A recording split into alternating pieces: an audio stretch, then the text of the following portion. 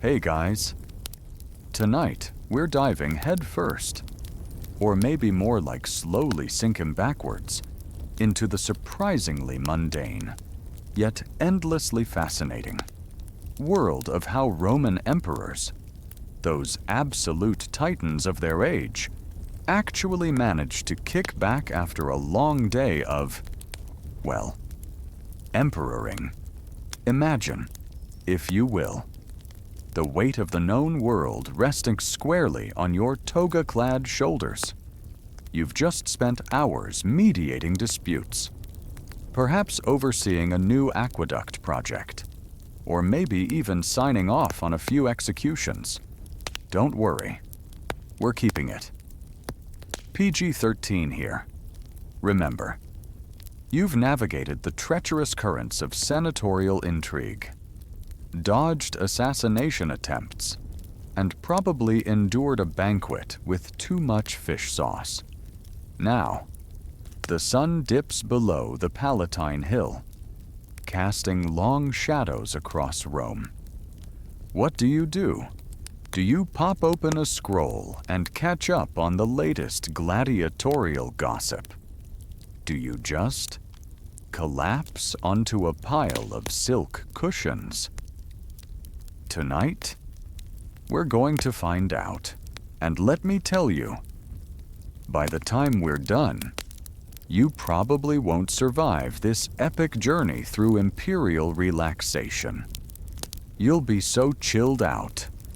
You'll be horizontal. So, before you get comfortable, take a moment to like the video and subscribe, but only if you genuinely enjoy what I do here. And hey, let me know in the comments where you're listening from and what time it is for you right now. It's always cool to see how far these sleepy stories travel. Here in Vietnam, it's early afternoon, but wherever you are, I hope you're ready to wind down. Now, dim the lights. Maybe turn on a fan for that soft background hum. And let's ease into tonight's journey together. You find yourself transported back to the very dawn of time, to a world still rough and unformed, shrouded in swirling mists and primordial energies. This isn't the familiar Greece of philosophers and gods. This is a raw, elemental landscape, fresh from the titanic embrace of Gaia, Mother Earth, and Uranus, Father Sky. And from this chaotic, fertile union, amidst the thunderous creation of mountains and the groaning birth of oceans, emerged a most peculiar set of beings. Tonight, we're not focusing on the famous Cyclops, Polyphemus, who tangled with Odysseus, but rather on the very first of their kind, particularly Brontes, whose name means thunderer. Imagine, if you will, being born into such a world, not with two eyes, like you and I, but with a single, immense, luminous eye set squarely in the center of your forehead. You are part of the original 12 Titans, a mainstream historical fact in Greek mythology, though the Cyclops and the Hecatonchires, the hundred-handed ones, are often considered distinct, monstrous offspring due to their unusual forms. They were beings of immense power, primal forces of nature, but also, in their very essence, profoundly different. Brontes and his brothers, Steropes, lightning and Arges bright, embodied the raw, untamed power of the sky's fury, the very essence of storm. You sense the colossal scale of your own birth, a feeling of being ripped from the very fabric of the earth, an experience utterly alien to human comprehension. This isn't a gentle arrival, it's a monumental emergence. And almost immediately, you realize you are alone in your uniqueness, a singular eye perceiving a world that perhaps wasn't ready for such a sight. Historians and mythographers still argue whether the Cyclops' single eye was a physical deformity, a symbolic representation of their singular focus and power, or perhaps even a misunderstood description of something else entirely. Some theories suggest their origin might be linked to ancient discoveries of fossilized elephant skulls, where the large central nasal cavity might have been mistaken for a single eye socket. But in the myths, it's clear that solitary orb defined them, setting them apart. A quirky tidbit about this initial family dynamic Uranus: their father was, shall we say, not a fan of his monstrous children.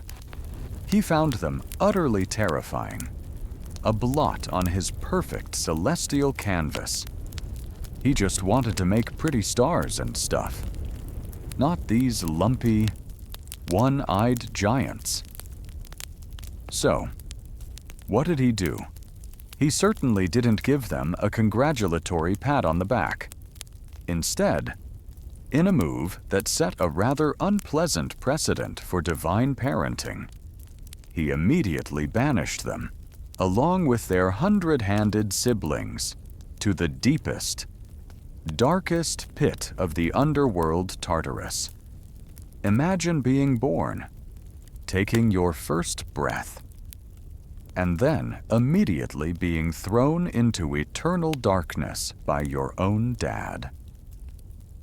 Talk about a bad start to life. You probably wouldn't survive that kind of immediate family rejection, let alone the fall. So, as Brontes, you plummet into the abyss, your single eye, capable of great sight, now swallowed by an all-encompassing gloom. The sounds of creation fade, replaced by the heavy, oppressive silence of the underworld. This is the curious start to a curious tale, a lonely life for a being born of primordial chaos, a life that would eventually touch the very destiny of the gods themselves. But first, must endure a long, silent solitude. You feel the slow descent, the air growing colder, heavier, until only the profound darkness remains, a fitting beginning to a tale of quiet isolation, plummeting through the unfathomable depths. You, as Brontes, the nascent Cyclops, experience a world utterly different from the chaotic, yet vibrant, birth you just endured. This is solitary birth, a world unseen, or rather, a world barely perceived in the crushing, eternal gloom that is Tartarus. Imagine the sensation of falling, endlessly, until the very concept of up or down loses all meaning. The primordial energies of creation, which birthed you, now recede, replaced by an oppressive stillness, a heavy, silent presence that presses in on you from all sides. Your single, luminous eye, which in another context might have pierced the brightest skies, now struggles against the absolute darkness. It's a darkness so profound that it swallows light, making even your unique vision almost useless. You might perceive only the faintest, ghostly outlines of the colossal walls of this abyssal prison, or perhaps the indistinct shapes of the other banished entities, the Hecaton Kairos, who were also deemed too monstrous for Uranus's delicate sensibilities. This is a mainstream historical fact. In Greek mythology, Tartarus was the lowest region of the underworld, a dark and gloomy pit of torment and confinement. Especially for the primordial beings and later, for the Titans. You try to move, to stretch your colossal limbs, but the space is confining, the air thick and unmoving. There's no wind, no sun, no sound of rushing water, only the muffled, heavy quiet that belongs to the deep earth. This initial isolation isn't just about being alone, it's about being cut off, utterly disconnected from the vibrant, nascent world above. You are a being of raw power, a force of nature. Yet here, you are utterly powerless, bound by the tyrannical will of your father. Historians and classicists still argue whether the concept of Tartarus evolved from earlier chthonic underworld deities or represented a distinct philosophical understanding of primal punishment. Some theories suggest it was a personification of the deep earth itself, a dark womb turned into a prison. Regardless, for Brontes, it was a physical and spiritual confinement, a place designed to quell even the most formidable beings. A quirky tidbit about this involuntary relocation while you're down there: you might occasionally hear the faintest, almost imperceptible groan or sigh from your hundred-handed brethren, the Hecaton Chiras. They're just as miserable as you are, probably even more so, given their multitude of limbs itching to do something. But their presence doesn't offer comfort. It merely reinforces the shared misery, the silent understanding of unjust imprisonment. It's like being stuck in the world's worst, quietest, and most everlasting waiting room, with a few grumpy, giant roommates you can barely see. And there's no coffee. The passage of time in Tartarus is utterly meaningless. There's no sun to rise and set, no seasons to mark the turning of the year. Days bleed into weeks, weeks into centuries, and centuries into millennia, all within an unchanging, oppressive void. You learn to live with the silence, to find a strange, unsettling rhythm in its endlessness. Your colossal strength, meant to forge and thunder, lies dormant, a coiled spring within your massive frame. The only sensations are the constant, subtle pressure of the earth, the heavy, metallic taste of the stagnant air, and the profound, aching emptiness of true solitude. This isn't a sleep, not truly. It's a state of suspended animation, a forced inaction that allows your raw power to fester, to grow denser, perhaps even more potent in its confinement. You are aware, eternally aware, of your imprisonment, of the injustice of it all. Your single eye, though useless in the dark, remains open, a silent testament to your enduring spirit, waiting for something, anything, to break the monotonous gloom. This forced leisure, devoid of purpose, is far more torturous than any labor. You might occasionally feel a tremor in the earth, a faint echo from the world above, hinting at the passage of unseen epochs, but it quickly dissipates, swallowed by the overwhelming silence. As you linger in this profound, primordial isolation, You become intimately familiar with the feeling of absolute separation, the absence of interaction, of sensory input, shapes you. You are thunder, but there is no sound. You are bright, but there is no light. You are lightning, but there is no flash. Only the deep, cold, unwavering dark.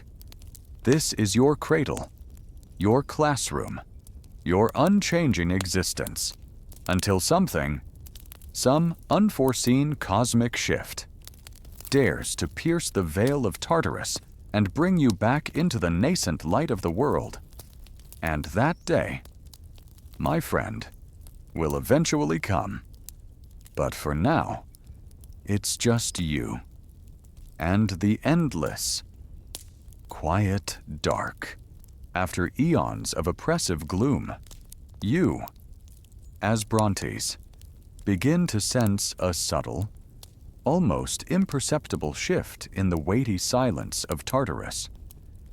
The unchanging darkness that has been your only reality starts to waver, ever so slightly, with a faint, distant tremor.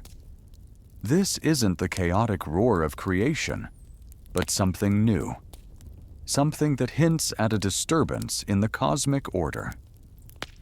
This marks the beginning of the Titan Trouble's early ostracization, a period that would briefly bring you into the nascent light, only for you to be cast back down again. The initial tremor grows, a low rumble echoing through the primordial rock. It's the sound of Kronos, your Titan brother, rising against your tyrannical father. Uranus. This is a mainstream historical fact in Greek mythology. Kronos, urged on by his mother Gaia, overthrew Uranus, freeing his siblings from their confinement within Gaia's womb. However, in most versions of the myth, while Kronos freed his Titan brothers and sisters, he did not extend the same courtesy to you, the Cyclops, or your hundred-handed brethren. Instead, he, like Uranus before him, found your monstrous forms unsettling and your raw power too unpredictable. You feel a brief, tantalizing moment of ascent, a sense of movement upward through the layers of the underworld. Perhaps you catch a fleeting glimpse of a faint, ethereal light, a ghostly memory of the world above. But then, with a crushing finality, the ascent halts. The chains of Tartarus, momentarily loosened by Kronos' uprising, are drawn taut once more. You are not truly free. You are simply moved from one form of confinement to another, equally bleak. Historians still argue whether Kronos' re-imprisonment of the Cyclops was an act of pure fear, a strategic move to prevent future challenges, or simply a reflection of the continuing primordial aversion to their monstrous forms. Some scholars suggest it highlights a recurring theme in early Greek myth, the cyclical nature of power and oppression, where new rulers often repeat the mistakes of the old. It's like when your new boss comes in, and you think things are going to be different. But then they just implement the same old miserable policies. So, you find yourself back in the familiar, suffocating embrace of Tartarus, but with a new layer of bitterness. Before, your imprisonment was the act of a fearful father. Now, it's the cold, calculated decision of a brother, a reminder of your perpetual ostracization. You, who embody the raw forces of thunder and lightning, are deemed too dangerous, too ugly, to exist freely in the world. This rejection, this second banishment, deepens the sense of profound loneliness that began at your birth. You are an outcast, even among your own titanic kin, a quirky tidbit that adds to the bleakness. Imagine listening to the faint, distorted sounds that occasionally filter down from the world above. You might hear the distant rumble of the Titans marching, the faint shouts of their burgeoning power, the new sounds of a world being shaped without you. It's like hearing a party happening just outside your window. But you're locked in the basement, and you're pretty sure they're talking about you. Not to you. It's a subtle torture. This knowledge of a vibrant existence from which you are utterly excluded. The silence of Tartarus settles back around you, heavier than before. Your massive single eye stares into the void, reflecting nothing but the unyielding darkness. Your immense strength, capable of wielding storms, remains shackled. The long eons stretch out before you once more, an eternity of motionless waiting, punctuated only by the occasional tremor of the earth above, hinting at the titanic struggles playing out in a world you cannot see. This second imprisonment solidifies your fate as a being destined for profound solitude. A creature of immense power denied true freedom and companionship, the feeling of being forgotten, of being a monstrous secret buried deep within the earth, becomes your constant companion. There's no purpose, no work, no interaction, just the cold stone, the heavy air, and the endless expanse of time. This extended period of forced idleness and isolation wasn't just a punishment, it was a defining characteristic of your early existence, shaping the very essence of your being. You are Brontes, the Thunderer, yet your existence is a silent echo in the profound, forgotten depths of the underworld.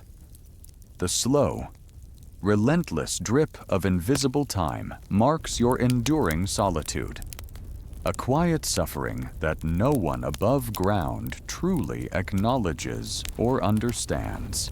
After that second, even more bitter imprisonment, the heavy, crushing stillness of Tartarus becomes your constant reality.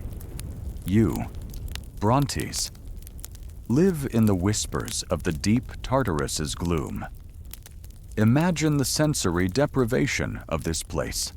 Far beyond any human comprehension, there is no light, no warmth, only an omnipresent, profound darkness that presses in on your single, colossal eye. The very air is thick, metallic, tasting of cold rock and ancient minerals. Every breath feels heavy, as if you are inhaling the essence of the earth's deepest, forgotten secrets. The only sounds, if they can even be called sounds, are the whispers, not of voices, but of geological time.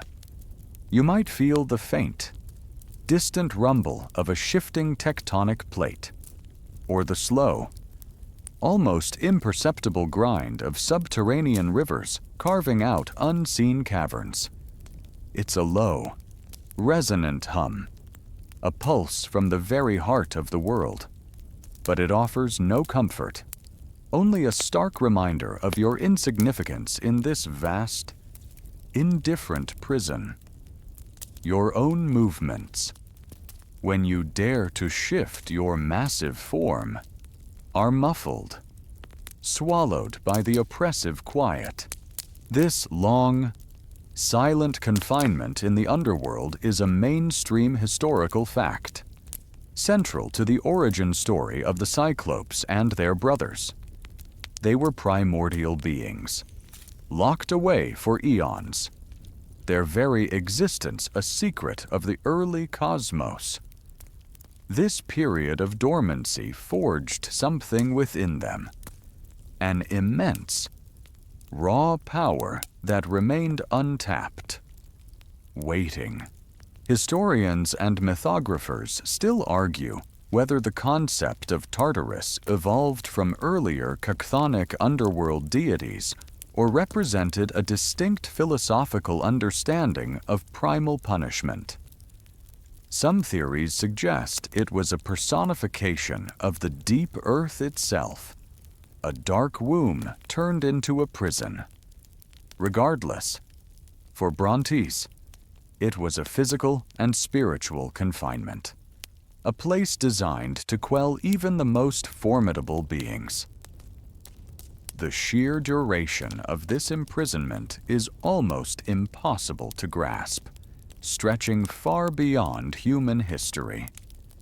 It's like being in a silent, pitch-black room for an eternity, with only your thoughts and the feeling of cold stone.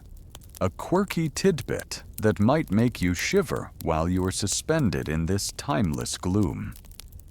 You might occasionally feel the faint brush of unseen currents, not of water or air, but perhaps the ethereal flow of lost souls or primordial energies drifting through the abyss.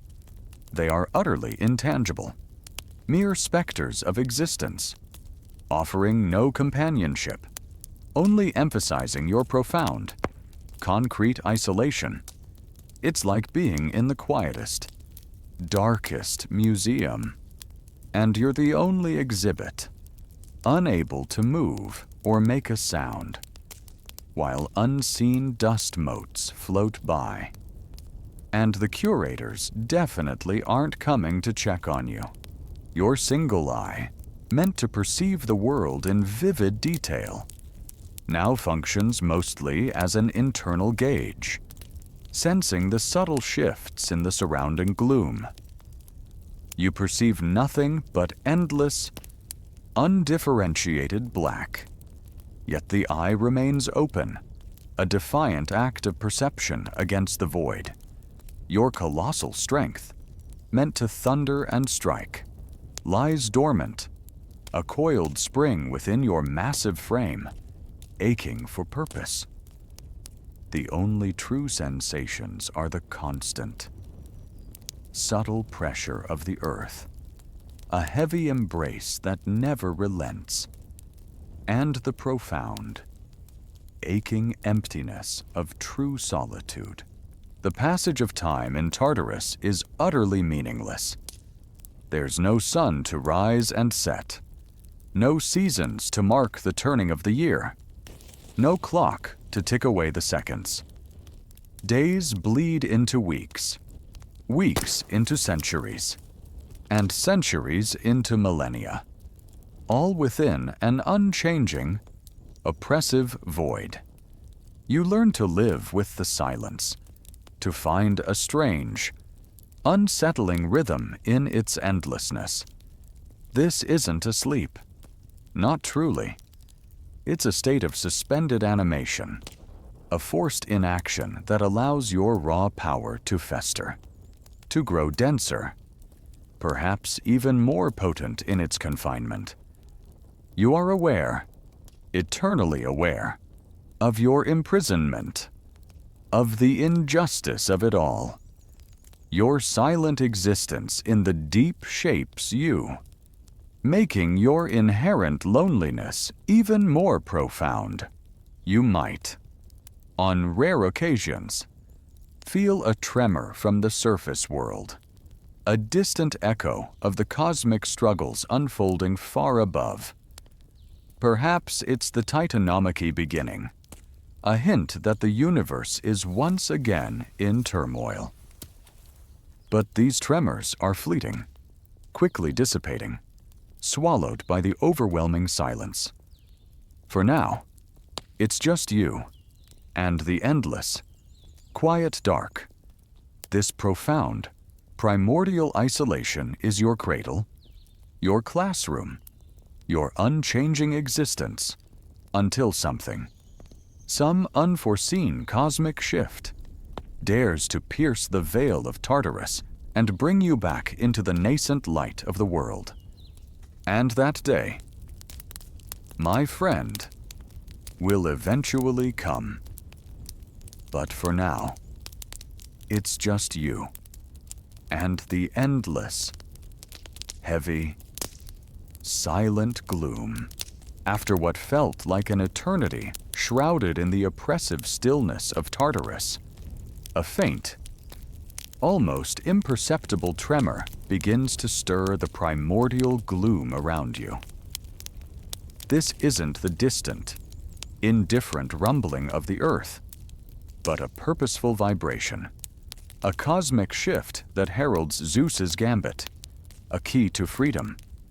You, Brontes, the Thunderer, and your brothers, Steropes and Argus, along with the hundred-handed ones, sense a burgeoning new power in the upper world, a force willing to challenge the tyrannical reign of Kronos.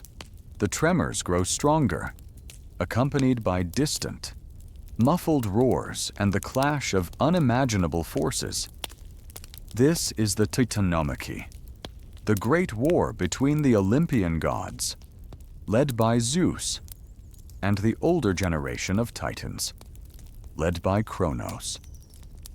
It's a mainstream historical fact in Greek mythology that Zeus, after being freed from Kronos' belly by his mother Rhea or Metis, depending on the version, sought to overthrow his father and establish a new order.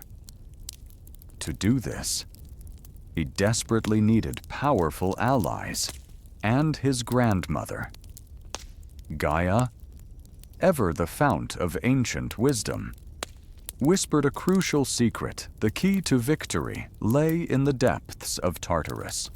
You feel a colossal shift, a wrenching and groaning of the very bedrock around you. Suddenly, with a sound like 1,000 mountains cracking, the chains that have bound you for eons begin to loosen, then snap. A blinding, searing light, utterly alien to your single eye accustomed to perpetual darkness, blasts through the opening above. It's painful, overwhelming, yet undeniably a sign of liberation. Zeus, the young king of the gods, has descended to Tartarus and, in an act of audacious bravery and strategic brilliance, has freed you.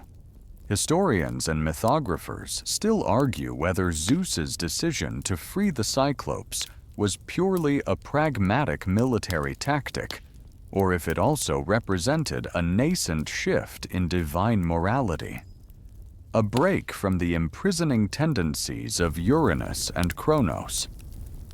Some interpretations suggest it highlights Zeus's cunning and willingness to forge alliances, even with monstrous beings, to achieve his goals.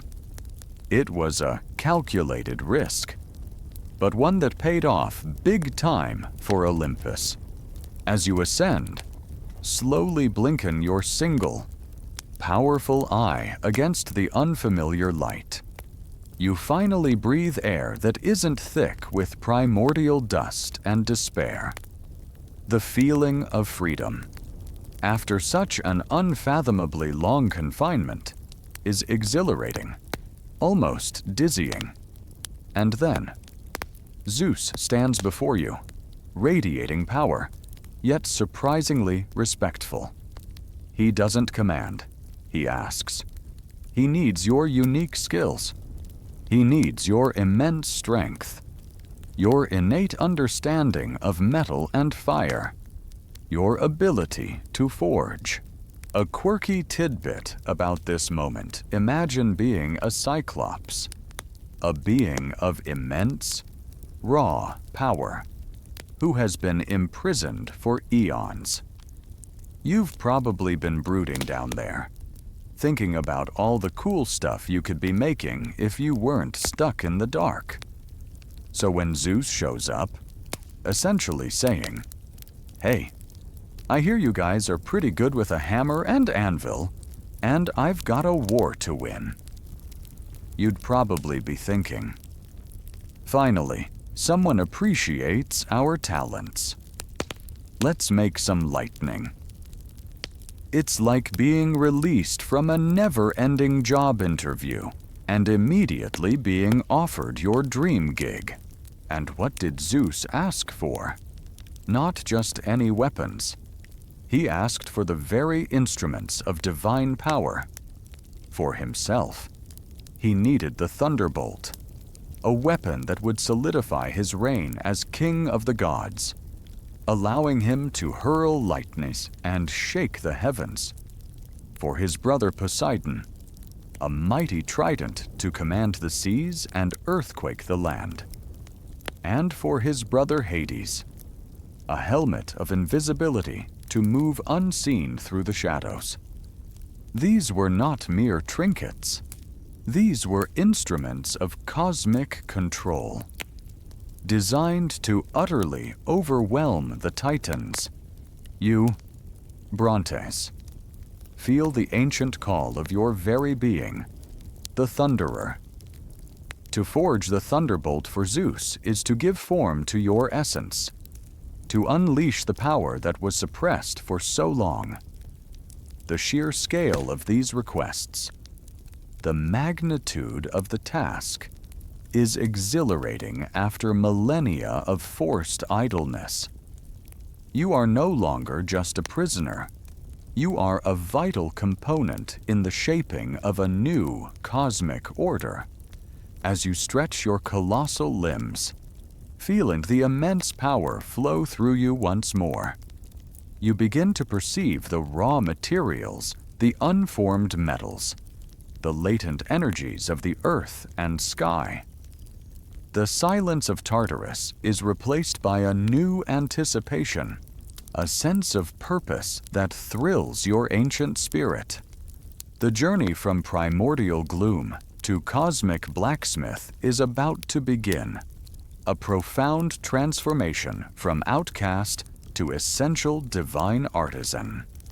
You're stepping out of the shadows, not just into light, but into the very forge of destiny, ready to prove that even a monstrous form can harbor an invaluable gift. The air around you, no longer stale, now hums with the promise of incandescent heat and the clang of hammer on anvil. Freed from Tartarus, you, Brontes, finally stand on solid ground, no longer confined by primordial rock. The air above is fresh, albeit thick with the dust of the ongoing titanomachy, a stark contrast to the stagnant gloom you've endured. This is your moment to prove your worth, to wield the power that has been dormant for so long. This section focuses on thunderous gifts, forging Olympus's might, as you and your brothers dedicate yourselves to crafting the very instruments that will secure Zeus's victory and establish the new order of the gods. You're no longer just a monstrous prisoner. You're a cosmic artisan, a blacksmith of divine power. Your single, luminous eye, once useless in the darkness, now keenly perceives the raw energies of the world. You see not just rock and ore, but the latent power within them, waiting to be unleashed. The sheer scale of what Zeus has asked for is immense, a challenge worthy of your millennia of brooding power. He needs the thunderbolt, not just a weapon, but the very embodiment of his authority. For Poseidon, a trident to command the furious oceans, and for Hades, a helmet of invisibility, allowing him to move unseen through the realms of shadow. These are the tools that will shape destiny. And you, Brontes, are the one to forge them. You feel the ancient urge to create, to shape, to bring form to raw power. Your massive hands, once idle, now itch for the feel of metal and the searing heat of the forge. This is a mainstream historical fact in Greek mythology, the Cyclops. Upon their release, forged the signature weapons for the three great Olympian brothers, solidifying their power and ensuring their triumph over the Titans. Their skills were unique and indispensable, setting them apart even from other divine blacksmiths. Historians and mythographers still argue whether the concept of the Cyclopes as master smiths predates their association with specific divine weapons, or if their skill was retroactively assigned to explain the origin of these iconic artifacts.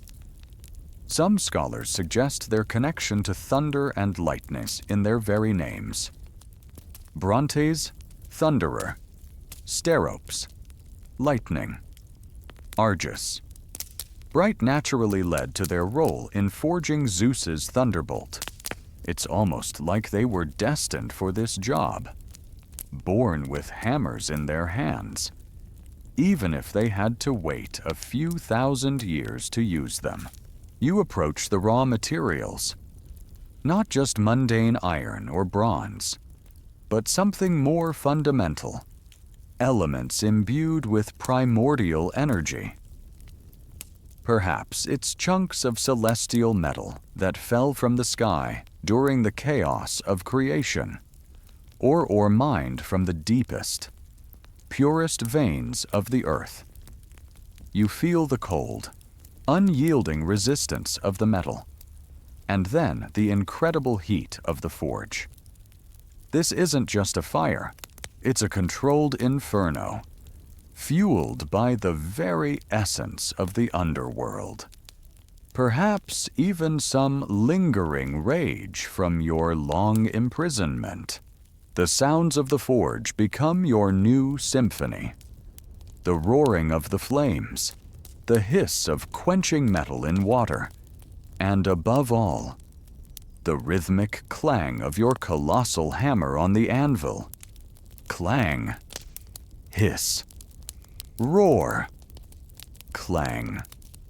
This repetitive, powerful action is deeply satisfying after millennia of silence.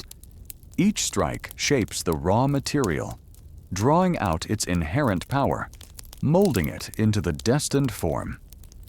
You work with a singular focus, your immense eye fixed on the glowing metal, discerning every nuance of its malleability, every subtle shift in its temperature.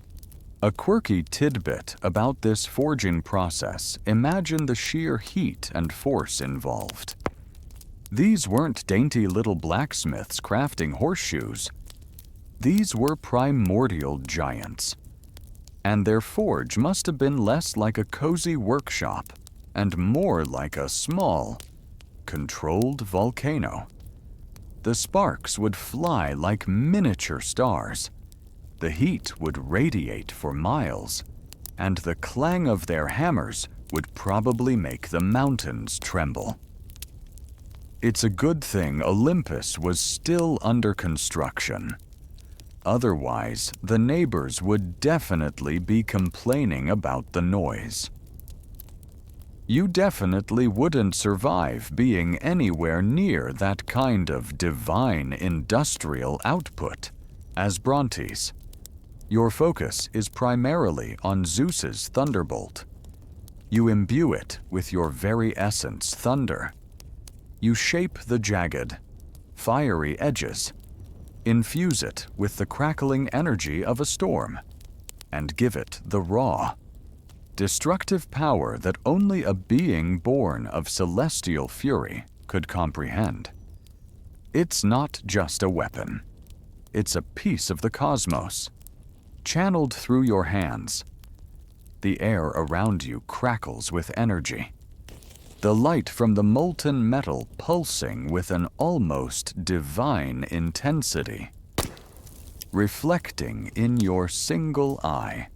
The work is grueling, but it is purposeful. It's a profound contrast to the forced idleness of Tartarus. Here, your strength is used, your skills are valued, and your very existence serves a monumental cosmic purpose. The sweat pours down your brow, mingling with the soot and the dust of the forge. But it's the sweat of creation, not despair. The rhythmic pounding, the intense heat, the unwavering focus, it all combines into a deep, meditative flow, a primal act of craftsmanship. You are finally fulfilling your destiny, giving voice to the thunder that is your name. With the thunderbolt now crackling with raw power and the trident gleaming with the ocean's fury, you, Brontes, turn your colossal eye to the next crucial phase of your newfound freedom, establishing your domain. This isn't a grand palace, but a place of purpose, a workshop carved into the very bones of the earth. This is Mountaintop Workshop, a blacksmith's life, a quiet, often solitary existence defined by the rhythmic clang of hammer on anvil. Far from the grand dramas of Olympus, imagine a towering mountain, perhaps somewhere in the wild, untamed reaches of early Greece, its peak often wreathed in mist or lost in thunderclouds. This is where you, Brontes, and your brothers, Steropes and Arges, chose to make your home and forge. Your workshop is not built, but discovered, a vast, natural cave, its entrance perhaps hidden or simply too imposing for any lesser being to approach. The air inside is cool, perpetually smelling of damp stone, sulfur, and the metallic tang of ore. It's a primal space, perfectly suited for beings of elemental power. Inside, the forge itself is the heart of your existence. It's not a small, contained fire. Imagine a deep, glowing pit, constantly fed by subterranean gases, or perhaps the very latent heat of the earth. The flames lick and writhe, casting dancing shadows that stretch and shrink across the rough-hewn walls of the cave, illuminating ancient stalactites and stalagmites. This constant, consuming fire is a mainstream historical fact in the mythological depiction of the Cyclops' workshops, often placed within volcanic mountains or deep caverns, tying them directly to the raw power of the earth.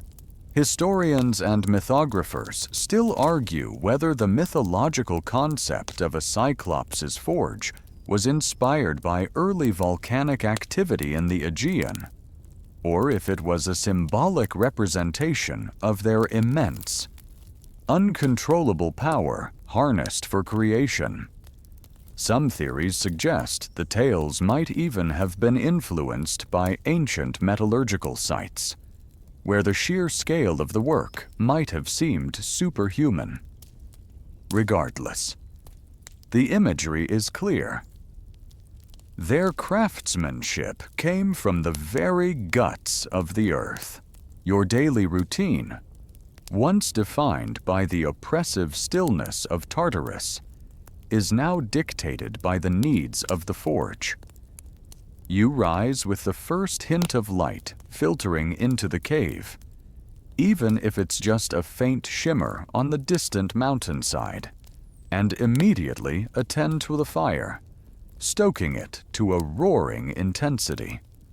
Your singular eye, precise and unblinking, can assess the temperature of the flames with an accuracy no two-eyed mortal could ever hope for. This unwavering focus is a hallmark of your existence. The bulk of your day is spent in the act of forging. You drag immense chunks of raw ore, perhaps star metal, or adamant, or simply the densest, most powerful rocks, to the anvil. The anvil itself is no ordinary block of iron. Imagine a colossal slab of obsidian or meteoritic rock, deeply embedded in the cave floor, its surface scarred by countless blows. You grasp your hammer, a tool so massive that 100 mortal men couldn't lift it, and begin to pound. Clang. The sound reverberates through the cave, shaking the very mountain. Clang, the molten metal sparks and spits, casting incandescent light on your stony, powerful form. Clang, the rhythmic beat, is a symphony of creation, a testament to your purpose. This quiet, repetitive work is the core of your blacksmith's life. It's a physical meditation, demanding immense strength, but also a profound, almost primal focus. There's no chatter, no gossip, no distractions here. Only the task, the metal, the fire, and the hammer. A quirky tidbit, while other gods on Olympus might have squabbled over trivialities or hosted lavish feasts. You, Brontes, would be down in your cave, probably completely oblivious to most of it. Your social life was pretty much limited to your two brothers, and even then, your conversations were likely brief and task-oriented. Pass the tongs. More fuel for the fire. Need a bigger hammer? It's like working the night shift in the world's quietest, hottest, and most exclusive heavy metal workshop. And the only customers are immortal beings who occasionally drop by to demand planet-destroying weaponry. You shape molten metal into new forms, repairing the occasional crack in Zeus's thunderbolt after a particularly vigorous storm, or perhaps forging new, lesser weapons for the other Olympians as their power grows. The work is constant, the demand unwavering, and in this focused, almost monastic existence, you find a strange sense of contentment. It's not happiness in the human sense, but a profound satisfaction derived from fulfilling your inherent purpose, from bringing order to raw material. As the day wears on, the cave fills with the smells of hot metal and cooled steam. The air shimmers above the forge. Your single eye never wavers, observing the subtle color changes in the metal, guiding your powerful blows. The sounds of your work are your companions, the repetitive clang a comforting presence in the vast, echoing cavern. This solitary craftsmanship defines you, making your existence one of quiet, monumental productivity, far from the fleeting concerns of the world above. You are Brontes, the Thunderer, bringing forth the light and power of Olympus, one heavy, rhythmic hammer blow at a time. Despite the monumental task of forging divine weapons, The very atmosphere of your mountaintop workshop remains one of relative quiet. The booming thunder of your hammer, though immense, is contained within the cavern, echoing against the rough stone walls.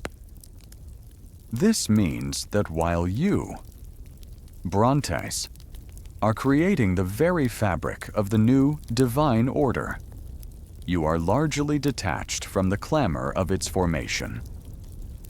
This is about the echoes of Olympus. Distant divine clamor, how the sounds of the gods' new world reached you, filtered and muffled. If they reached you at all, you're constantly attuned to the forge, to the heat of the metal, the rhythmic clang. But occasionally, a different kind of vibration might subtly ripple through the mountain. Perhaps a faint, deep thrumming from the earth itself, signaling one of Poseidon's monumental acts of creation or destruction as he shapes the oceans and land with his new trident.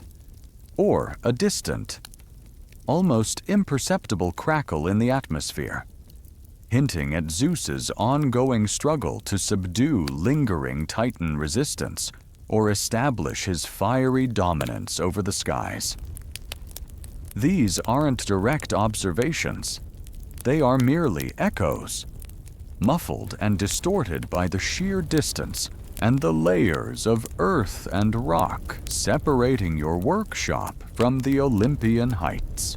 This concept of isolated, yet vital, work is a mainstream historical fact in how the Cyclops are often portrayed in early Greek myths.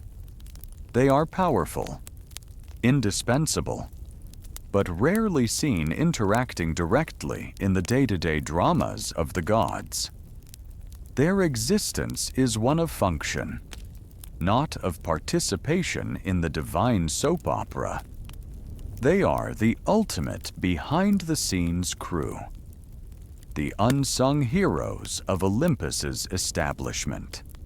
Historians and mythographers still argue whether the physical isolation of the Cyclops in their mountain forge was purely a narrative device to explain their monstrous nature, or if it reflected an ancient Greek understanding of the specialization of labor, where certain crucial, yet unglamorous, tasks were performed by beings set apart. Some theories suggest their solitary nature reinforced their role as primordial, unchanging forces. Unlike the volatile, social Olympians, it's like they're the superpowered, immortal equivalent of highly skilled, reclusive engineers, totally focused on their projects and not really bothering with office politics. Just send us the specs. Zeus, we'll handle the thunder. A quirky tidbit that highlights their detachment. Imagine the kinds of sounds you're not hearing. You're missing the debates in the Olympian Council, the raucous laughter of divine feasts, the delicate strumming of Apollo's lyre, or the hurried whispers of Hermes delivering messages. Your world is devoid of the social chatter, the intricate relationships, the alliances and betrayals that define the Olympian family. It's a profound silence in terms of interpersonal connection, broken only by the honest, raw sounds of your work. It's like living in a soundproof studio apartment in the middle of a bustling city. You know life is happening, but you're not really part of the conversation.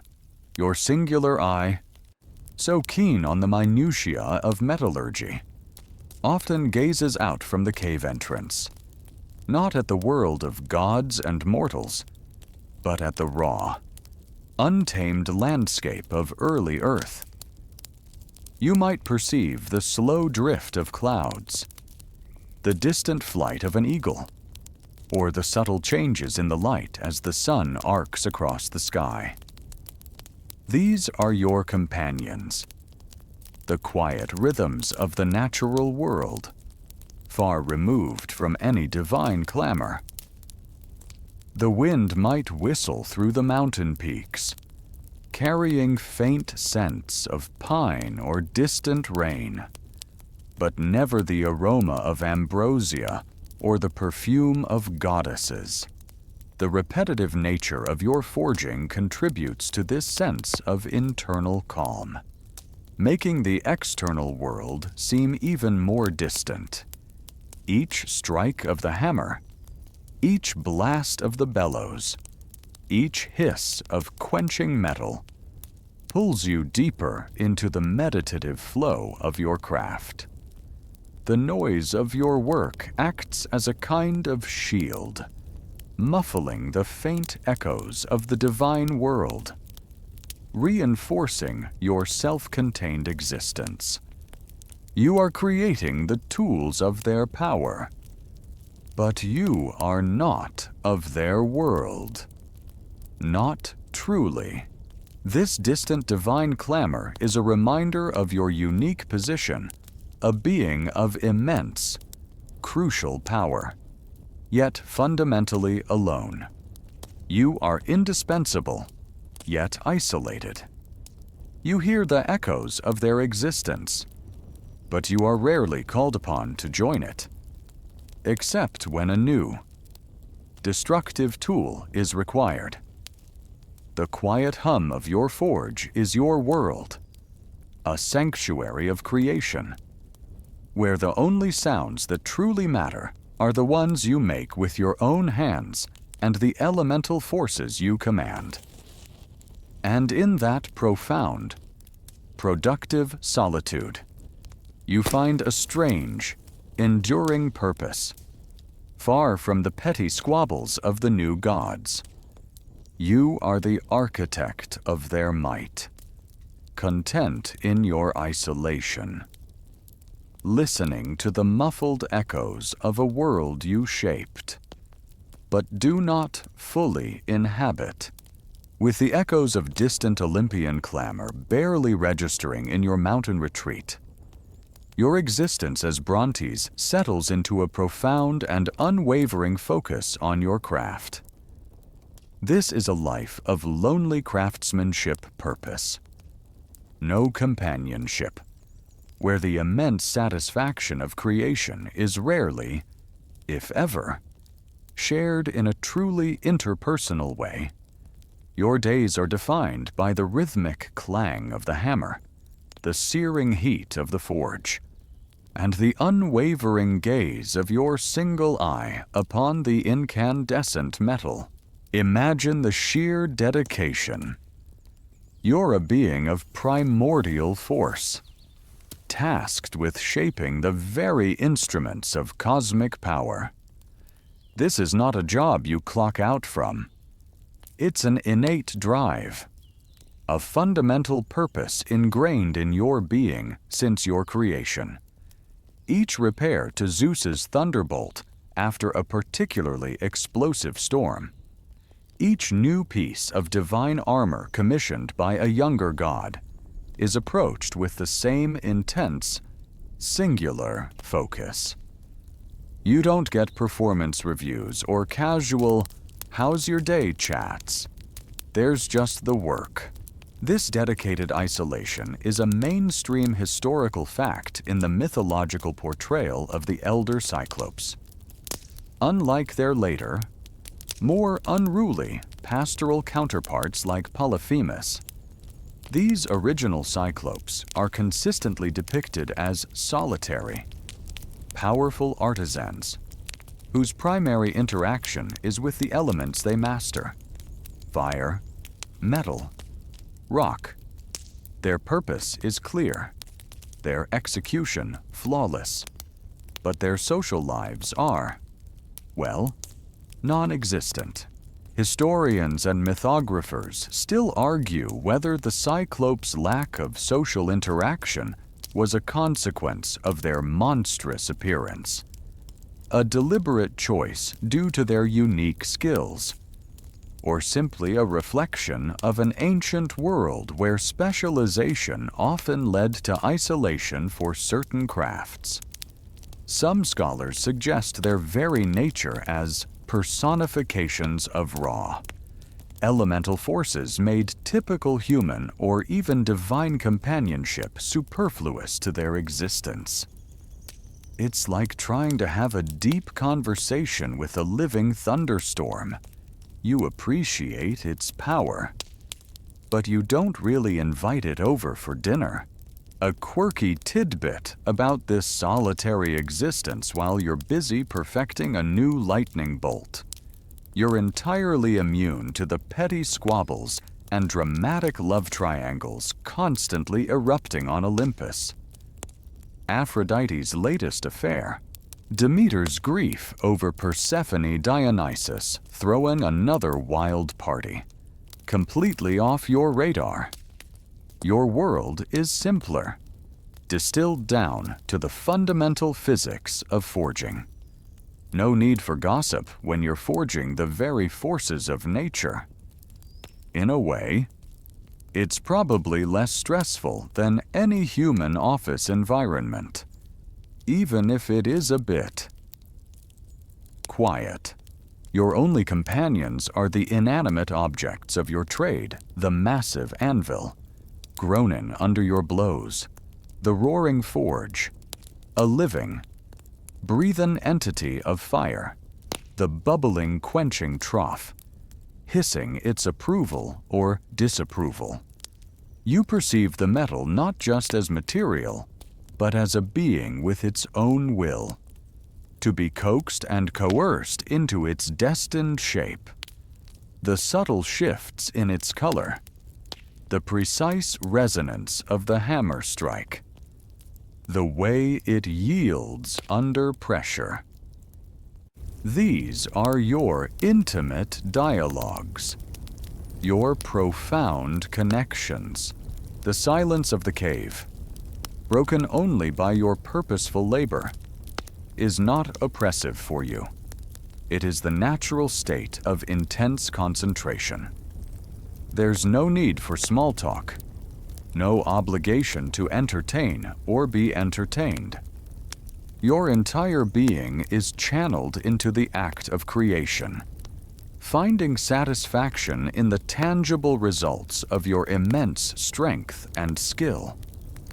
The glow of molten metal is your only light, reflecting in your singular eye with unwavering intensity. You rarely leave your forge, except perhaps to gather more raw materials from the mountain's depths or to deliver a finished weapon to the gods. A fleeting visit to the upper world before returning to your solitary domain. These interactions are purely transactional: a nod, a grunt, the heavy thud of a newly completed thunderbolt. There are no lingering conversations, no shared meals, no moments of true leisure beyond the simple satisfaction of a job well done. This profound dedication to your work, devoid of social bonds, is what defines your lonely craftsmanship. You are the epitome of purpose-driven existence, a being whose entire reason for being is tied to the act of creation. And in this single-minded pursuit, you find your unique form of contentment, a quiet power that echoes through the very foundations of Olympus. You are Brontes, the Thunderer, and your life, though isolated, is one of unparalleled significance, forged in the silent heart of the mountain. The rhythmic clanging continues, a lullaby of labor, as you reshape the world one divine weapon at a time. Deep within the mountain, far from the light of the sun and the bustling activity of the nascent Olympian world, your life as Brontes, the Cyclops, is defined by a simple, powerful rhythm. This is the Hearth and Hammer daily cave routine, a meditation on mundane existence, infused with the elemental forces you command. You don't have a schedule printed on a papyrus scroll. Your day is dictated by the glowing heart of your forge and the unending demands for divine weaponry. Your day begins not with the chirping of birds, but with the quiet, perpetual warmth radiating from the central forge. Imagine waking to the subtle glow of the embers, a constant, comforting presence in the cavern. Your first task is always to tend the fire, stoking it from its slumbering state back to a roaring inferno. You feed it massive chunks of dark, resonant wood, perhaps coal-like substances mined from the mountain's depths, or even primordial fuels imbued with the earth's own heat. The crackle and roar of the flames as they consume the fuel is the first true sound of your waking world. This consistent attention to the forge is a mainstream historical fact in any smith's life. But for the Cyclops, it's amplified by the sheer scale of their work. The heat generated isn't just for metalworking, it's also the primary source of warmth and light in your vast, cavernous home. You might feel the waves of intense heat washing over your stony skin. A familiar, almost comforting sensation. Historians still argue whether the Cyclops relied solely on natural cave formations for their workshops, or if they actively carved and shaped the stone to suit their needs. While natural caverns provided a ready-made structure, it's likely their immense strength and skill would have allowed them to modify and expand these spaces, creating bespoke areas for smelting, forging, and cooling.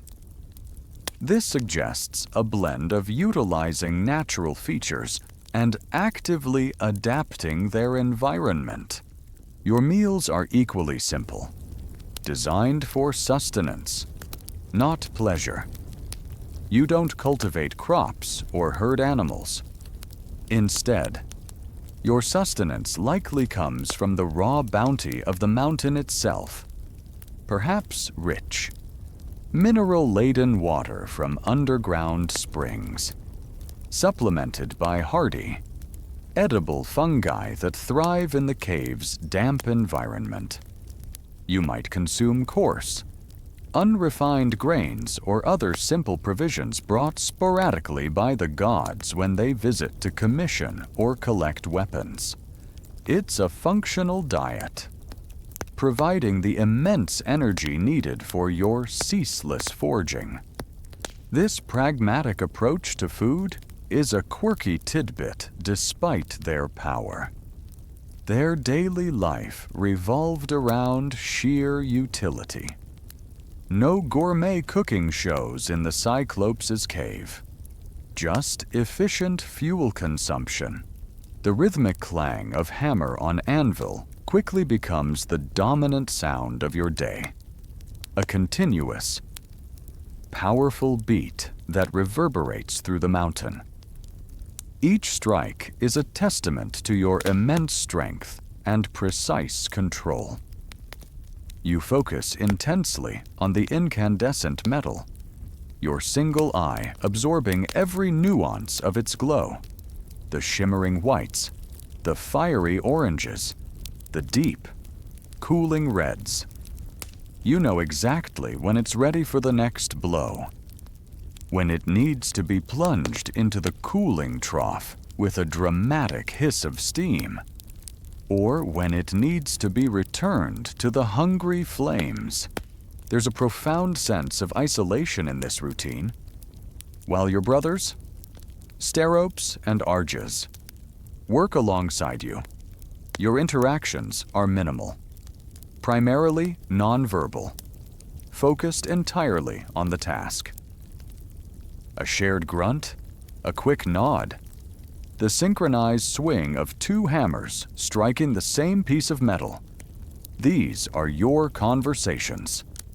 There's no idle chatter, no recounting of dreams, no sharing of fears. The work is the communication, the shared purpose, the only bond. This silent, collective labor is a deep, almost meditative practice. As the day progresses, marked not by sunlight, but by the diminishing glow of the forge if left unattended, you feel the physical exertion, the ache in your massive muscles, but it's a satisfying ache, the sign of a productive day. The air thickens with the smell of scorched metal and sulfur, clinging to your stony skin. The cave walls shimmer with reflected heat, a constant, living presence around you. Evenings, if you can call them that in perpetual dimness, are a continuation of the same cycle. You might allow the forge to cool slightly, its light softening to a gentle, pulsing glow, providing a serene ambiance for a brief rest. You don't sleep in a soft bed. Perhaps you simply slump against a cool, smooth rock face, your single eye gazing unblinkingly into the dimness, or occasionally closing in a state of deep, powerful rest. The sounds of the forge settle into a low, comforting hum, a lullaby of industry. This relentless, yet profoundly simple, daily routine defines the solitary, purposeful life of Brontes, a life of endless forging within the belly of the mountain, far from the fleeting concerns of the divine and mortal worlds. It's a quiet testament to the enduring power of elemental craftsmanship, a rhythmic cycle of existence. While your existence as Brontes is largely solitary, defined by the clang of your hammer and the roar of your forge, you are not entirely alone. You share this immense, cavernous workshop with your two brothers, Steropes and Arges. This is where the concept of brotherly bond simple, shared labors comes into play. You don't engage in complex emotional dialogues or elaborate social rituals, but there's a primal, unspoken understanding, a fundamental camaraderie born from shared purpose and a common, isolated existence. Imagine the three of you working side by side, or perhaps more accurately, in proximity. Given your colossal sizes, each focused on a particular aspect of the forging process, one might be tending the bellows, ensuring the forge reaches an incandescent heat. Another might be shaping the raw ore, breaking it down with immense force. And you, Brontes, might be delivering the precise, thunderous blows that give the metal its final, divine form. This division of labor, though simple, is efficient and collaborative. A mainstream historical fact in any large-scale smithing operation, even a mythological one. Historians and mythographers still argue whether the Cyclops' interactions were truly devoid of complex emotion, or if their simple portrayal is merely a reflection of the limited scope of their role in Greek myths. Some scholars suggest that their shared imprisonment in Tartarus, followed by their vital role in the Titanomachy, would have forged a deep, unspoken loyalty and understanding, even if expressed through grunts and shared tasks rather than eloquent speeches. It's like having colleagues who understand you so well. You don't even need words, just a knowing look and a shared grunt. Probably, your communication is often nonverbal, a language of shared action. You instinctively know when Steropes needs the metal hotter, or when Argus is ready for you to deliver the finishing strike. There's a powerful rhythm that emerges from your combined efforts, the synchronized roar of the bellows, the coordinated clang of multiple hammers, the collective hiss as a massive piece of metal is plunged into the cooling trough. This isn't a verbal conversation, it's a physical dialogue, a dance of immense power and shared intent. A quirky tidbit about these brotherly bonds: imagine the kind of sibling rivalry, or lack thereof, among primordial beings whose sole purpose is to forge.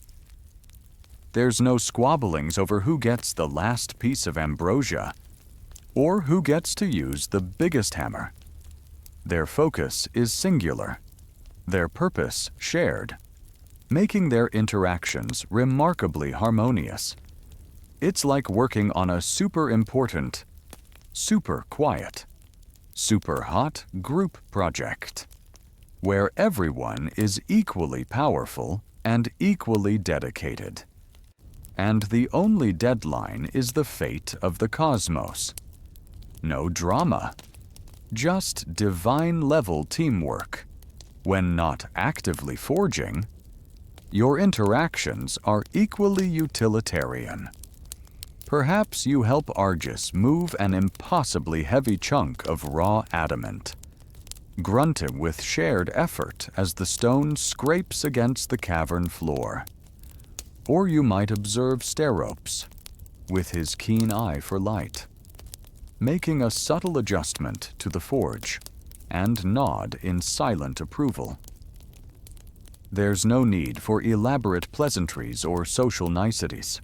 Your bond is forged in shared labor and mutual respect for each other's unique, indispensable skills. The sounds of your collective work fill the cavern, a constant, comforting presence. The overlapping clangs, the multiple roars of the forge, the heavier thuds as all three of you might work on a particularly massive piece. These are the sounds of your shared existence. They are the background music to your lives, a testament to your quiet collaboration. This isn't a lonely existence when you are actively engaged in creation with those who truly understand you. Even leisure, for the Cyclops, is often a shared, silent experience. Perhaps you all slump against a cool rock after a particularly arduous forging session, your single eyes gazing into the embers of the cooling forge. No words are exchanged, but there's a shared sense of exhaustion and accomplishment. This simple, unadorned companionship, built on the bedrock of shared effort and understanding, provides a unique form of comfort in your isolated world. It's a reminder that connection doesn't always need words or grand gestures. Sometimes, it's just the quiet presence of those who share your burden and your purpose. This focus on simple, shared labors, rather than complex interpersonal dynamics, further emphasizes the primordial nature of the Cyclops. They are beings of function and force, their relationships defined by their inherent roles in the cosmos, and in that profound, straightforward bond with your brothers, you, Brontes, find a unique and enduring form of companionship, a quiet strength that allows you to continue your monumental craft, forging the future of the gods, one thunderous blow at a time. The heat of the forge, the smell of molten metal, and the steady beat of hammers, these are the elements of your shared, productive solitude. Stepping away from the heat of the forge, you, Brontes, consider the broader context of your existence, a life intricately woven into nature's raw. Embrace unrefined existence. Your world isn't one of cultivated fields or bustling cities. It's the stark, untamed landscape of early Greece, a realm where survival depends on a direct, unmediated interaction with the natural world. Your diet, your very living conditions, reflect a profound simplicity, far removed from the nascent complexities of mortal or even Olympian life. You subsist not on ambrosia or nectar, nor on the products of agriculture, but on the raw, unrefined bounty of your mountainous domain. Your diet is a mainstream historical fact for the wilder. Later Cyclops described by Homer, and it likely applies to your primordial existence too. Imagine foraging for wild berries and nuts, their taste sharp and earthy, providing simple sustenance. Perhaps you find edible roots, pulled from the rocky soil, or hunt wild game with your immense strength, not with elegant bows or spears, but with the raw power of your hands, or by simply hurling massive boulders at unsuspecting prey. This is a diet of necessity, not choice, a direct communion with the unadulterated essence of the land. Historians and mythographers still argue whether the Cyclops' diet was truly as primitive as portrayed, or if their mythological simplicity exaggerated a more nuanced relationship with foraging and hunting. Some scholars suggest their existence as smiths implies occasional trade or interaction with other beings for sustenance. But the core image remains one of self-sufficiency from raw nature. Your home is the cave, a natural dwelling, not a constructed one. You sleep on beds of rough-hewn stone or perhaps animal hides, feeling the cold, ancient earth beneath you. The concept of comfort, as mortals or even gods understand it, is alien to you. Your senses are attuned to the raw elements, the biting wind that howls around the mountain peaks, the drenching rain that cascades down the cave entrance, the intense heat of your forge. These are not discomforts to be avoided, but simply the given conditions of your existence, accepted without question. A quirky tidbit about your daily existence: imagine needing a drink. You don't have a well or an aqueduct. Instead, you drink directly from the clearest mountain springs, their icy cold water refreshing your colossal throat. Or perhaps you collect rainwater in natural stone basins. There's an unadulterated purity to your consumption, a direct connection to the source. It's like living off-grid, but with super strength and a penchant for forging divine weaponry instead of knitting. No fancy artisanal bottled water for you. Just pure, untamed nature.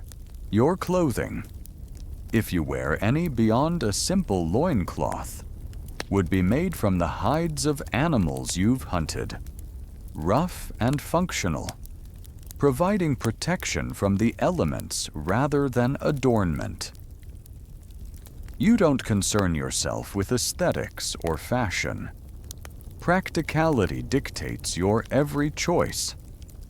Your immense, stony body is its own armor, naturally resilient to the elements and the rigors of your craft. The sounds of your unrefined existence are elemental, the constant, low growl of your forge fire, the distant rumble of falling rocks, the occasional cry of a wild beast echoing in the mountains, the absence of human chatter, of built environments, allows you to hear the subtle pulse of the earth itself, the deep, ancient rhythm of nature. You are a part of this wildness, not separate from it. There's a profound sense of self-sufficiency in this life. You need no elaborate tools for everyday survival. Only your immense strength and your inherent connection to the Earth's bounty. The satisfaction you derive comes not from material possessions or social standing, but from the raw act of sustaining yourself, of finding purpose in the elemental struggle for existence. This simple, unadorned life allows for an unwavering focus on your primary craft, free from the distractions and complexities that plague other beings. You are a product of this raw embrace, your very being reflecting the harsh, unyielding, yet bountiful nature of the primordial world. The taste of wild herbs on your tongue, the feel of rough stone beneath your hand, the unfiltered light of the moon entering your cave. These are the sensations that define your personal reality. It is a lonely life, yes, but one imbued with a powerful, singular connection to the fundamental forces of the world. And in that connection, in that unrefined existence, you find your strange and enduring peace, a quiet rhythm that hums just beneath the surface of your monstrous form. Immersed in nature's raw embrace, your existence as Brontes unfolds through a relentless, yet profoundly simple cycle. There are no calendars, no sundials marking precise hours. Instead, your life is governed by passing seasons, time's unbroken flow, observed through the singular lens of your immense eye. You perceive the slow, steady rhythm of the natural world, a predictable dance that offers a quiet comfort in your otherwise isolated life. You notice the subtle shift in the light filtering into your mountain cave. In what mortals might call spring, the faint glow is brighter, lingering longer. You feel a new, subtle energy pulsating through the earth, hinting at renewed growth in the world above. The distant scent of blooming wildflowers might occasionally waft into your cavern, a fleeting sweetness carried on the wind. This is a time for the forging of lighter, more delicate pieces. Perhaps ceremonial items for the Olympian spring festivals, though you participate only in their creation, not their celebration. This reliance on natural cycles for life and labor is a mainstream historical fact for all ancient societies. But for beings like the Cyclops, who are so deeply elemental, it's even more pronounced. Their internal clocks were likely perfectly synchronized with the Earth's rhythms. Historians and mythographers still argue whether the Cyclops, as primordial beings, experience time in the same linear way as mortals or even Olympians. Some theories suggest their immense lifespans and isolation might have given them a more cyclical or even static perception of time, where eons felt like moments and moments like eons. But even within that vastness, the changing seasons would have been clear markers. As summer approaches, the light deepens, becoming a steady, almost oppressive brilliance outside your cave mouth. The air grows warmer, carrying the dry, dusty scent of heated rock. This is often a period of intense forging, as the gods might demand more weapons or repairs after their summer skirmishes or grand games. You feel the heat of the season outside, complementing the heat of your forge within, a shared intensity that fuels your labor. The very air around your mountain hums with a vibrant energy, even if you are isolated from its source. A quirky tidbit about this seasonal observation: imagine you're a Cyclops, and your only view of the outside world is through your cave entrance. You'd become an expert at reading the sky, not just for weather, but for subtle changes in the quality of light that indicate the time of year. A particular shade of amber at dusk might tell you autumn is coming, or the way the clouds build in the distance could signal the approach of winter storms. It's like having a hyper-attuned meteorological sense, but it's less about predicting the forecast and more about simply experiencing the slow, inevitable unfolding of time. No need for a calendar when the whole sky is your clock. Then comes autumn, and the light shifts again, becoming softer, more diffused. A subtle chill enters the air, a precursor to the long winter. This might be a time for final major forging projects, preparing for the gods' increased need for warmth and light in their palaces, or for any last-minute divine conflicts before the cold truly sets in. The sounds of the outside world, like the distant cries of migrating birds, become fewer, emphasizing the deepening quiet. Winter, as you experienced in Tartarus, brings a profound stillness. The light is minimal, often shrouded by mists or blankets of snow on the peaks above. Your forge fire becomes even more central, its warmth and light a comforting core in the encompassing cold. This is a period for introspection, for meticulous maintenance of tools, for the slow, steady work of refining your craft. The rhythms become even more internal, less dictated by external light and more by the needs of your materials. The raw, unrefined existence you lead is perfectly aligned with these natural fluctuations, demanding adaptability and patience. Through it all, the unbroken flow of time is your constant companion. It's a rhythm that is both immense and intimately personal. You're a part of it, shaping metal through its passage, witnessing the slow dance of the heavens and the earth through your single, ancient eye.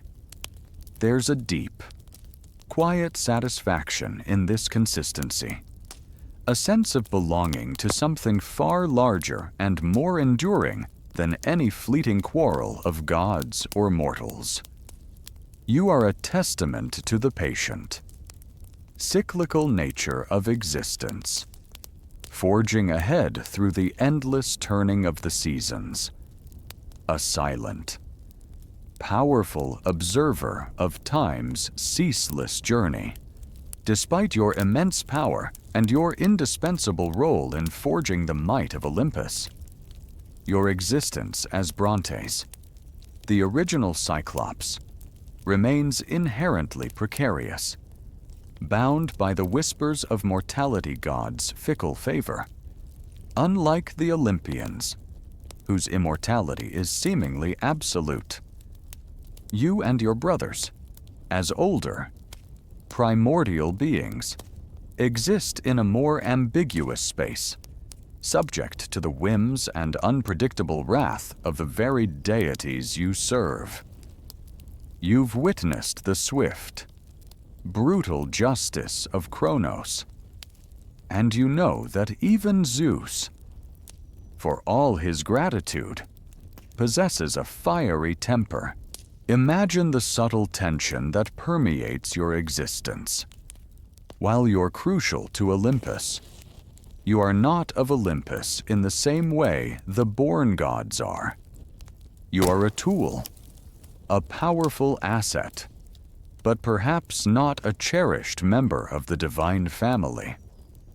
This underlying vulnerability, despite your strength, is a mainstream historical fact that colors the Cyclops' story in later myths. They were powerful, yes, but also ultimately disposable in the eyes of capricious deities.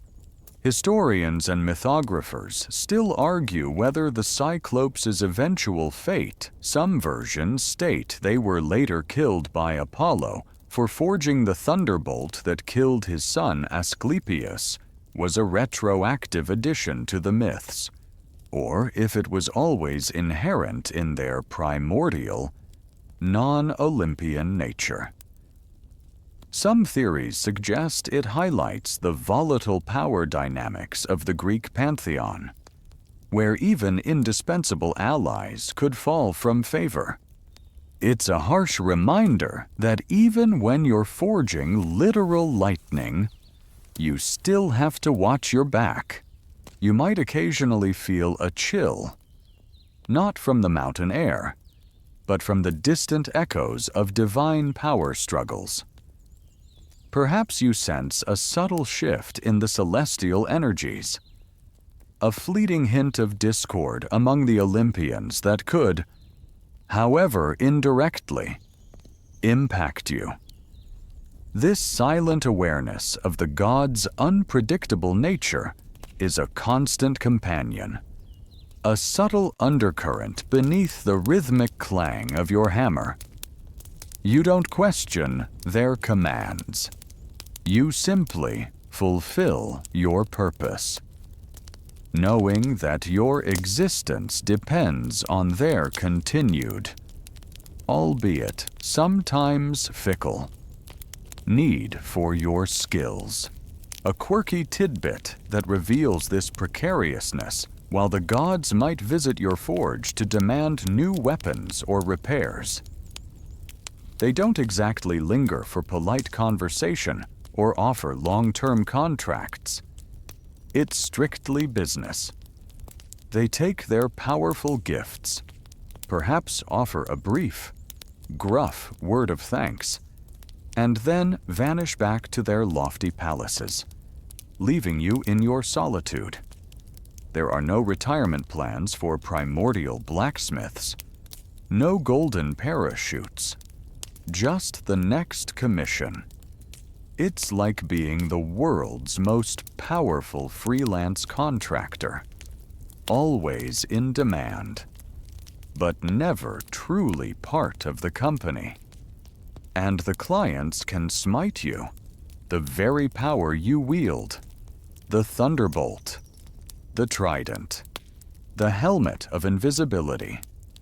These tools are designed for immense destruction and control. You craft them knowing that they will be used in divine conflicts. Conflicts that could, by a stray bolt or a careless wave, inadvertently affect your mountain home, or even your very existence. There's a detached acceptance of this risk, a profound understanding that you are merely an instrument, serving powers greater than your own. You continue your work, the rhythmic hammering a balm against the quiet unease. The raw, elemental existence you lead is, in a way, a form of protection. You have few attachments, little to lose beyond your own powerful, solitary existence. Your peace comes from purpose, from the inherent satisfaction of crafting something immense and vital, rather than from external security or the fleeting favor of the gods. The whispers of mortality are not a loud, terrifying roar, but a constant, subtle hum in the background of your consciousness. You understand that your life, though long beyond human imagining, is still finite in the grand cosmic scheme. The new Olympian order is powerful, and with power comes volatility. Your role, while glorious, is also defined by its utility. When that utility is no longer needed, or if you somehow displease the divine powers, your existence could easily fade, like the dying embers of a forge. This profound understanding of your place in the universe, powerful yet vulnerable, essential yet isolated, shapes your daily routine. You work with a quiet urgency, pouring your essence into each piece of metal, knowing that your time, though long, is not truly your own. The clang of the hammer, the roar of the forge, the subtle tremor of the mountain, these are the constant reminders of your purpose and your precarious position within the vast, unpredictable tapestry of Greek myth. It's a lonely path, but one walked with the quiet dignity of one who understands the fleeting nature of even divine favor, and finds solace in the enduring power of creation itself. As the echoes of your hammer blows fade, and the lingering scent of hot metal dissipates into the cool mountain air, we arrive at the final contemplation of your existence. Bronte's The Enduring Gaze. A legacy of solitude. Your life, though largely one of quiet isolation and monumental craftsmanship, casts a long shadow across the broader tapestry of Greek myth, profoundly shaping our understanding of the Cyclopes and the very nature of loneliness itself. Your story, though less dramatic than the epic struggles of heroes or the scandalous affairs of gods, holds a unique weight. You, the primordial smith, the thunderer, represent a foundational archetype, the indispensable artisan, powerful beyond measure, yet fundamentally set apart. This enduring portrayal of the Cyclops as formidable, solitary figures is a mainstream historical fact in Greek mythology, seen not only in your origins but evolving into later, more savage iterations like Polyphemus. Your existence established the very framework for future Cyclopean tales, defining their power, their distinct appearance, and their often isolated existence. Historians and mythographers still argue whether the later, more monstrous and unsocial depictions of Cyclopes like those encountered by Odysseus was a direct evolution from your primordial craftsman nature, or if they represented a separate, more primitive branch of the species.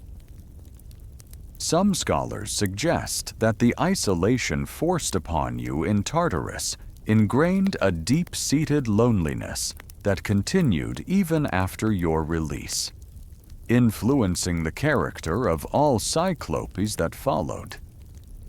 It's almost as if your initial rejection by Uranus and Kronos set the template for all Cyclopes to be, shall we say, not exactly party animals. Your profound dedication to your craft, the endless hours spent in the forge, is a testament to the human, or rather, proto-divine need for purpose. Even in absolute isolation, creation becomes a form of connection, a way to leave a mark on the world. Your single, focused eye, once a symbol of your strangeness, becomes an emblem of unwavering concentration, a visual representation of how singular dedication can yield immense results. This unique vision, a quirky tidbit of your biology, highlights your innate ability to see the core of things, to cut through distraction and perceive the raw potential within. Imagine being able to see only what truly matters for your work. Everything else just a blurred periphery. It sounds pretty efficient. Actually, the heavy silence of your cave, broken only by the rhythmic sounds of your labor, underscores a universal truth about loneliness. It's not always about being physically alone. Sometimes, it's about a profound lack of true companionship or shared emotional experience. You forged the tools that brought triumph and glory to the gods, but you rarely shared in that glory. You were essential, but perpetually on the periphery, a powerful force of nature channeled for divine ends. This profound solitude, willingly or unwillingly embraced, becomes a significant part of your legacy, a quiet counterpoint to the boisterous, often tumultuous lives of the Olympians. Even today, when we speak of Cyclopean masonry, massive, rough-hewn stone construction, we invoke your name and the image of your brothers, reminding us of the colossal strength and primal craftsmanship that once shaped the ancient world. Your influence stretches beyond myth, seeping into the very language we use to describe immense, enduring structures. Your work, unlike the fleeting lives of mortals or even the shifting alliances of gods, is built to last, a physical manifestation of your unyielding nature. As you consider the vast stretches of time that have passed since your mighty hammer last rang in the mountain, you realize that your story, the curious tale of the first Cyclops' lonely life, continues to resonate. It speaks to the burden of immense power, the quiet dignity of purpose-driven existence, and the enduring nature of solitude.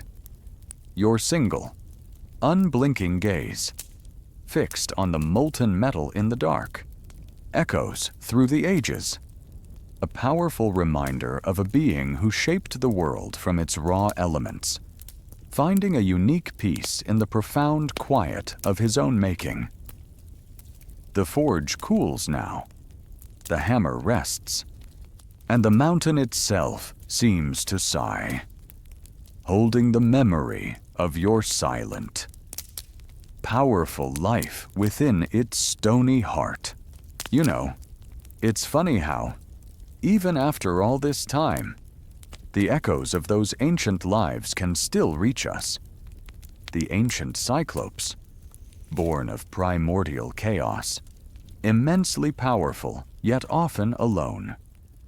Remind us that even the most formidable beings sought a kind of peace, a quiet purpose in their vast existence.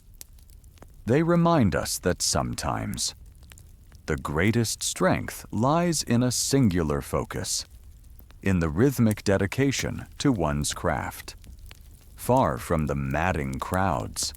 So, as you drift deeper into that peaceful space between wakefulness and slumber, remember Brontes, the Thunderer. Remember his quiet forge, the steady clang of his hammer, and the profound solitude of his mountain home. His world might have been filled with raw elements and distant divine clamor, but the quiet moments of creation and purpose were his own. A powerful, rhythmic calm that can now lull you to sleep. Let the final images of the glowing forge, the silent mountain, and the singular, knowing gaze of the ancient Cyclops guide you now. The cares of your own day are fading, just as they did for those primordial beings long ago. There's nothing left to do, nowhere else to be. Just ease into the quiet. Let the remaining thoughts gently slip away and surrender to the soothing calm. Sweet dreams. My friend.